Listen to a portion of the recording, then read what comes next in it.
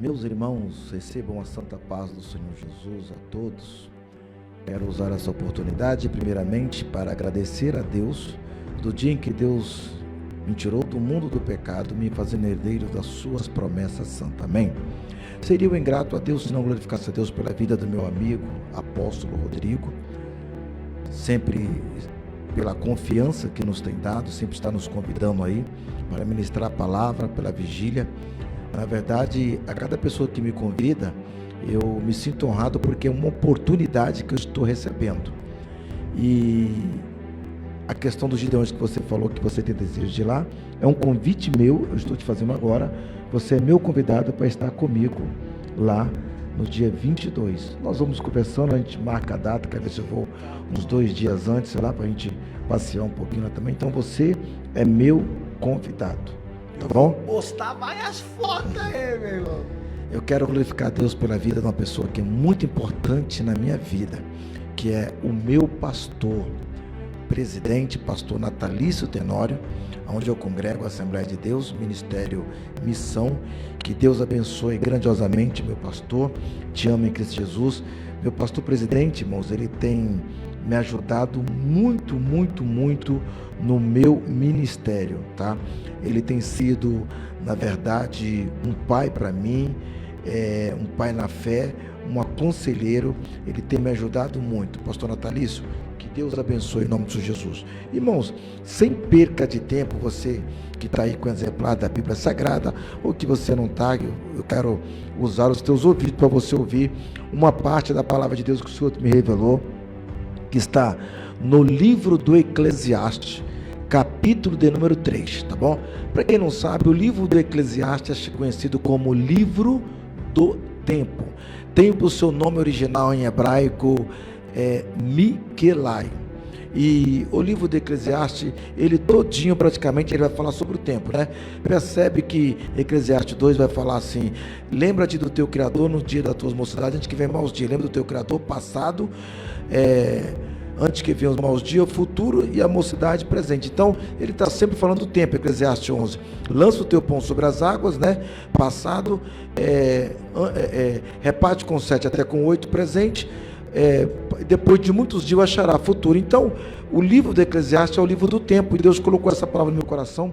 Eclesiastes capítulo de número 3, verso de número 1, que diz assim: tudo em seu tempo tem seu tempo determinado, e há tempo para todo propósito debaixo do céu. Somente esse versículo, vou repetir de novo: tudo tem o seu tempo determinado, e há tempo para todo propósito debaixo do céu. Amém, irmãos? Existe o nosso tempo e o tempo de Deus. O nosso tempo é conhecido como Cronos, o tempo de Deus conhecido como Kairos, né? O porquê Deus colocou essa palavra no meu coração? Percebe que nos dias atuais, dos dias de hoje, nós estamos vivendo um tempo de adversidade, apóstolo, que há muitos anos, se você jogar alguns anos atrás, não tinha 2 tipos de doença que chega a ser um espírito que há muito tempo atrás. Entre elas, quais são? A depressão e a ansiedade. A depressão, ela é coisas que, tragédia que você viveu no passado, e ela traz aquilo para o presente, e você começa a sofrer as consequências. Uma dívida alta, você vê que tem pessoas ricas, milionários, empresários se suicidando. Um amor mal sucedido, né? Um sonho, um projeto que foi frustrado, e aquilo de repente traz uma depressão. E a ansiedade é o que é? É alguma coisa que nós lançamos no futuro, e a gente fica com aquela ansiedade, e a ansiedade, ela traz algum tipo de precaução prejudicial, tanto à saúde como na vida psicológica. Por exemplo, tanto elas, a depressão como a ansiedade, velhice, pressão baixa, pressão alta, doenças e outras coisas, enfim, a mais. Então, por isso, Deus colocou essa palavra ao meu coração sobre o tempo. E eu quero dizer para você que Deus, ele trabalha através do tempo. Pastor Gabriel, como assim que Deus trabalha através do tempo? Deus precisa do tempo para abençoar alguém? Não, apóstolo. Deus não precisa. Por quê? Se Deus falar assim, eu vou fazer uma obra agora, é no estalar do dedo, Deus faz. É num piscar de olho. Deus não precisa do tempo. E você vai ver muitas pessoas pregando sobre você, sobre promessa. Quem tem promessa de Deus? Ah, que a promessa demorou 1 ano, 2 anos. Deus, ele utiliza o tempo para cumprir a palavra na nossa vida. Não é porque Deus precisa do tempo. Vê se você pega isso aqui. É porque Deus, ele precisa do tempo para preparar nós, apóstolo. Porque existe bênção, situações que nós não estamos preparados para receber aquela bênção. Por exemplo, você almeja ser um pregador, você almeja ser um diácono, você almeja ser um presbítero, um pastor. Então é necessário o quê? Que Deus usa o tempo para ele preparar nós. Uma bênção. Eu vejo tantas pessoas falar assim para mim, apóstolo, ora a Deus para Deus preparar uma esposa para mim. Ora a Deus para Deus preparar um esposo para mim. Eu chego nessa pessoa e digo assim, vamos inverter a oração? Vamos pedir a Deus que prepare você para receber uma esposa. Vamos pedir a Deus que prepare você para receber um esposo. Por quê? Você só vê pessoas dizendo assim, ora a Deus para Deus preparar uma esposa, ora a Deus para Deus preparar um carro para mim. Mas será que você está preparado para receber a bênção de Deus? Então Deus precisa do tempo para preparar o nosso coração, a nossa vida espiritual, para preparar nós psicologicamente para abraçar aquilo que Deus vai nos dar.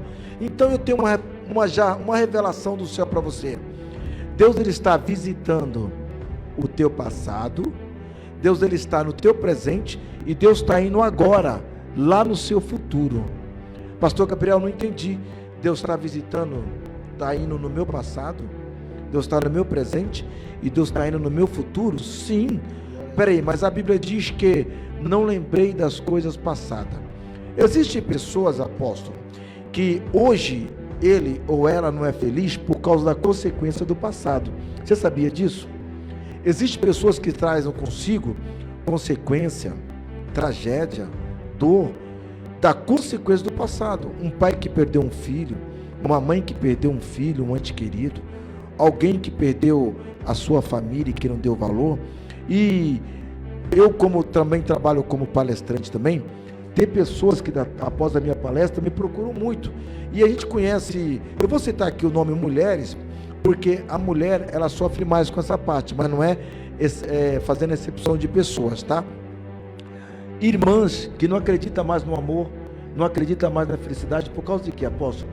Por causa das tragédias e das consequências do passado. Pessoas que fizeram seu investimento, acreditaram e foram frustradas. Homens também que foram frustrados, acreditaram, escolheram homens, mulheres de Deus e foram decepcionados 1, 2, 3 vezes, e hoje já não acredita mais na felicidade, não acredita no amor. Então aí é este momento que Deus vai lá no passado. Deus precisa trabalhar na tua vida, retirar aquela ferida que ficou, para Ele te dar o que Ele te prometeu no presente, para você viver o futuro. Glória a Deus, eu creio, Jesus. Aí eu vou te dar agora 2 provas que Deus, ele vai no passado. Vou te dar. Por que Deus precisa trabalhar no teu passado? Porque pessoas feridas, apóstolo, elas acabam ferindo pessoas. Pessoas magoadas, elas acabam magoando pessoas. Pessoas que foram frustradas, elas acabam frustrando as pessoas. Pessoas que foram decepcionadas, elas acabam decepcionando outras pessoas. Tem pessoas que dizem assim, fica sozinha, fica solteira, o teu projeto não vai dar certo. Mas pessoas curadas, ela acaba curando outras pessoas. É verdade, desse jeito. E eu venho como homem de Deus para dizer para você que neste momento, aleluia, norqueanda levastenia, nior de que onde vale, lamaro condero de consuelo. Deus está indo lá no teu passado e curando a tua ferida. Glória a Deus, eu creio. Deus está curando, cicatrizando aonde te machucaram, aonde te decepcionaram, para você ser uma pessoa curada, liberta, para você usar o seu testemunho, para você curar outras pessoas e dizer, acredita, porque Deus transformou a minha vida. E eu pensava que eu não ia ser mais feliz, eu pensava, já desacreditava, mas Deus curou. Deus só deixou apenas a cicatriz para me lembrar do que Deus fez comigo. E Deus vai usar o seu testemunho, o teu sofrimento, para curar outras pessoas, porque pessoas curadas, ela cura pessoas. Agora eu vou te dar, apóstolo, 2 textos bíblicos que Deus ele visita o passado, trabalha no presente e vai no futuro. Percebe que Deus escolhe Jeremias com 8 anos de idade. Por que 8 anos de idade? Ele veio de uma descendência sacerdotal. E quem vem de uma descendência sacerdotal, ele tinha que ter a sua criação cristã sacerdotal, para ele não se contaminar com coisas impuras ou imundas, para ele depois receber o ofício de sacerdote. E ele praticamente era criado dentro do templo. Por exemplo, Samuel foi criado dentro do templo. Assim que ele desmamou, ele foi entregue ao templo. Então, Jeremias ele tinha a sua escolha por Deus aproximadamente 8 anos de idade.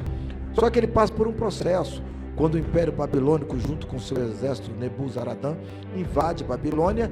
E o que vai acontecer? Jeremias, já na sua mocidade, ele vai preso. Ele fica 5 anos preso.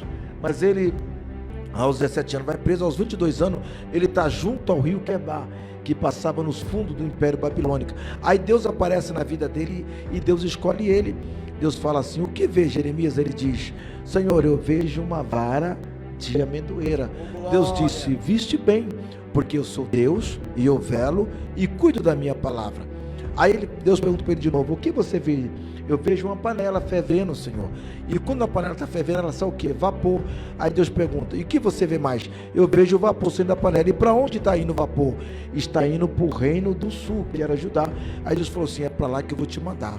Você vai ser profeta daquela nação. Sabe o que Jeremias vai dizer? Senhor, eu sou uma criança e ainda não sei falar direito. Olha o que Deus vai falar para ele: eu já te escolhi ainda antes que os teus ossos se formassem. Ou seja, Deus escolheu ele desde o ventre da mãe dele. Ele não tinha nem nascido. Então Deus escolheu a ele aonde? Antes dele nascer, no passado. Aí Deus, o que acontece? Antes dele nascer, Deus já estava trabalhando. Aí ele, aos 22 de idade, Deus aparece na vida dele. Aí Deus fala o quê? É para lá que eu vou te mandar. Então Deus trabalha no passado, Deus vai no presente, Ele vai no futuro. Agora eu vou te dar um outro texto da Bíblia. Quando Jesus, ele encontra a primeira vez com Pedro, que o nome dele não era Pedro, o nome dele era Simão. E quando o seu melhor amigo apresentou ele, que foi André, antes de Jesus chegar até ele, disse assim: eu já te conheço. Aí o que Jesus vai falar para ele: tu é filho de Jonas, teu nome é Simão, mas você agora não chamará Simão, você chamará Cefas no hebraico, que quer dizer Pedro, que quer dizer Petras, ou seja, coisa rochosa. Quando Jesus está dizendo assim, tu é filho de Jonas, Jesus está dizendo: eu conheço o teu passado, teu nome é Simão, conheço o teu presente, mas você não chamará Simão, tu chamará Pedro ou Cefa. Jesus estava dizendo para ele: eu conheço o teu passado, estou no teu presente e já estou projetando o teu futuro. Oh, glória, eita glória. Aleluia. Sabe o que Deus está dizendo? É forte, Jesus. Ele conhece o teu passado, está no teu presente e Ele já projetou o teu futuro. Isso não quer dizer que você não tenha condições ou de fazer planos, mas o meu futuro e o teu futuro, Deus ele já projetou. Deus ele trabalha no meu passado, no meu presente e no meu futuro. Quando eu estava falando para o apóstolo, em 2013 que eu comecei a pregar, Deus me tirou do mundo que eu estava no mundo já há um bom tempo, em 2012, Deus teve que fazer uma obra na minha vida, eu passar por um grande acidente, para Deus me chamar de volta nessa graça. Ou seja, eu já tinha uma promessa, desde a minha infância, Deus trabalhou no meu passado, só que quando Deus trabalhou no meu passado, Ele já sabia que hoje eu iria estar aqui. Ele já sabia que eu ia ser pastor, Ele já sabia os lugares que eu ia, Ele já sabia para onde Ele ia me levar, os lugares que eu vou passar. E eu profetizo na tua vida, não sei como a tua vida está hoje, a tua situação, os teus sonhos, mas se amanhã ou depois você casar, se amanhã ou depois você montar a tua empresa, se amanhã ou depois você ser um pastor, ser um missionário, um presbítero, Deus ele já no passado ele começou a trabalhar na tua vida, ele está trabalhando hoje e ele já planejou o teu futuro, ele já sabe por onde você vai passar, ele já sabe o caminho que você vai passar. Deus, ele já sabia que eu iria estar aqui hoje ou não, ele já sabia do impedimento, ele já foi quebrando barreira, limpando os caminhos, e eu profetizo na tua vida. Glória a Deus. Tem gente que está assistindo esse programa e você vai assistir, que Deus, ele já está limpando o caminho, ele já está projetando. Recebe aí, querido. Aqui é aquele momento que você está na igreja, que você entra abatido, angustiado, triste, decepcionado. Sabe aquele momento que você entra na igreja, que você acha que Deus não está na tua vida? Aí Deus, o pastor chama alguém para cantar, ou quem está na frente, alguém está louvando a Deus, aí alguém sai lá do outro lado, passa no corredor, vai na frente, volta, depois vem de novo e vai até você e diz, aponta o dedo para você e diz assim: Deus está fazendo uma promessa na tua vida. Deus está dizendo que a promessa dele não caiu por terra. E Deus diz assim: Deus está te escolhendo. E eu vejo o nome de missionária, missionário. Eu vejo o nome de presbítero. Eu vejo um título de pastor. Eu vejo um rebanho na tua mente, nas tuas mãos. Sabe o que é isso? É Deus já está trabalhando no teu futuro. Oh, glória, eu creio, Jesus. Agora, para encerrar, apóstolo, olha aqui que interessante. Percebe que esse aqui é o primeiro encontro que Jesus ele tem com Pedro. Mas lá no capítulo 21 do Evangelho de Jesus, que segundo escreveu João, quando Jesus vai ter novamente um encontro com ele no mar de Tiberíades, olha que a prova é que Jesus já tinha projetado o futuro dele. Jesus vai falar assim: Simão, tu amas a mim? Ele responde: te amo, Senhor. Aí Jesus fala: então apacenta minhas ovelhas. Jesus pergunta para ele por 3 vezes: Simão, filho de Jonas, tu amas a mim mais do que a este? Ele diz: Senhor, tu sabe que eu te amo. Jesus fala pela 2ª vez: então apacenta minhas ovelhas. Olha aqui que interessante, apóstolo. Olha aqui que interessante que Deus me deu. Isso aqui é revelação do céu. Isso aqui você não acha em qualquer lugar, não. Lá no capítulo 1 do livro de João, versículo 41, Jesus vai ter o primeiro encontro com Pedro, sim? Certo? E Jesus fala assim com ele: você não chamará mais Simão, você chamará Cefas, que quer dizer Pedro. É Jesus trocando o nome dele. Jesus está falando: sai deste mundo, estou ganhando você para o reino do céu. Você não é mais esse ímpio que você é. Aí Jesus vai ter o segundo encontro com ele em Lucas capítulo 5. Jesus vai lá e fala assim: você não será mais pescador de peixe, mas será ganhador de alma. Então Jesus tira ele. Pedro conhece o evangelho, Jesus troca o nome dele, ele passa a ser discípulo. Só que no capítulo 21, por ele ter negado Jesus, aonde que ele volta de novo? Para a pescaria. Imagine só, quando ele nega Jesus, ele encontra João, ele encontra também Tiago. Aí João e Tiago perguntam para ele: onde você vai, Pedro? Você está com essa rede na mão. Eu vou para a pescaria. Pera aí, para onde pescaria? Mas por quê? Porque eu neguei a Jesus. Peraí, mas Jesus tirou você de lá, Jesus tirou nós de lá, Jesus tirou nós de lá, então não é para nós voltar. Mas João, Pedro, você não está entendendo. Por quê? Porque eu neguei a Jesus. Pedro, mas você acha que Jesus vai levar em consideração isso? Você acha que Jesus não vai perdoar? Mas eu não tenho coragem de chegar mais até Jesus. Aí ele volta para a pescaria. Aí Tiago e João falam assim: então eu vou com você. Então Jesus aparece no mar de Tiberíades. Jesus pergunta assim: tem alguma coisa para comer? Ele diz: não, pescamos a noite toda, você vai ser Pedro. Aí Jesus fala assim: lançai a rede pelo lado direito. Agora é interessante que Jesus trocou o nome dele, tirou Pedro da pescaria, Pedro volta para lá de novo. Só que quando Jesus chega lá, não era para Jesus chamar ele de Pedro? Só que o texto da Bíblia diz que ele chamou ele de Simão. Então não era para Jesus chamar ele de Simão. Então eu procurei entender por que será que Jesus chamou ele de Simão. Sabe por quê? Porque ele voltou para o velho homem de novo. Ele voltou para a pescaria de novo. Então por isso que Jesus chamou ele de Simão. Ele voltou. Eu estou profetizando para alguém aqui que está como Pedro. Imagine quando Pedro pegou aquela rede e lá na pescaria o inimigo foi até ele e dizendo assim: Jesus te tirou daí, Jesus colocou você como ganhador de alma, Jesus te fez discípulo dele, e agora, Pedro, você volta para a estaca zero novamente. O teu nome voltou a ser Simão de novo, porque o nome Simão era quando ele estava no mundo. Aí para piorar a situação, ele pesca a noite toda e não pega nada. Imagina o diabo falando assim: seu sonho foi frustrado. Nadou e morreu na praia. Acabou. Mas de repente, quando ele escuta uma voz assim: tem de alguma coisa para comer? Imagina o Pedro jogando a rede e na sua mente ele dizendo: peraí, eu conheço essa voz. Essa voz é do mestre. Eita, glória. Essa voz é do mestre. Norqueanda levastenia. Mior de que onde levaram lamaro com diálogo de consuelo. Percebe que os discípulos vieram remando o barco, mas o texto diz que quando ele ouviu a voz de Jesus, sabe o que ele fez? Ele veio nadando, ele lançou sobre as águas. O texto diz bem claro que ele veio até nu, ele veio nadando, ele dizendo: eu conheço esta voz. Eu quero ser profeta de Deus na sua vida agora. Tem de alguma coisa para comer? Talvez você olhou e disse assim: nadei e acabei morrendo na praia. E o diabo foi até você e disse: perdeu 13 anos de casamento, perdeu 10 anos de ministério, as tuas ovelhas foram embora, o teu ministério está querendo fechar, aleluia, a tua pregação você está perdendo as agendas, todo o seu investimento caiu por terra.